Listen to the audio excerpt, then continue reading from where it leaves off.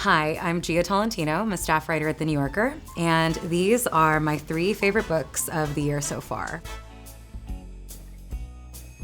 First up is Perfection by Vincenzo Latronico. This is a book about a couple named Tom and Anna. They're digital nomads in Berlin. They listen to LCD sound system while they do their computer jobs. They're throwing dinner parties with like roasted root vegetables on natural cotton tablecloths. They try to be useful in the refugee crisis, but then they go back to their email. They are both exemplary of some kind of 21st century ideal, but also a kind of slow-growing 21st century psychological nightmare. I like the way that this book is about the difference between a lifestyle and a life. Every single thing that's in this novel is made possible because of some sort of tech platform, but the problem that it describes of like how to be human in this particular way is as old as market capitalism. The next book is Flesh by David Soloy. There has been some recent conversation about how the subject of masculinity has kind of been absented from contemporary literature, which is not very interesting to me as a problem. But I do think it is true that we have not had a shortage lately of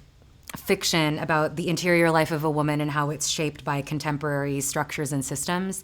And reading this book was the first time in a long time that I felt like I was reading something like that about a man that was both extremely current and kind of separate from the apologetic social mores of American MFA culture, let's say. It's about a man named Istvan. He's wanted for his body and the things that it can do for other people. He's wanted by older women, by the army, but he is, from the beginning, he's alienated from himself, from his desires. It's really about the larger existential conundrum of just simply what it is to be in a body and be alive. Last book is Waiting for Britney Spears by Jeff Weiss. We must acknowledge that there's something kind of unseemly about continuing to mine the life of Miss Britney Spears for entertainment, even art.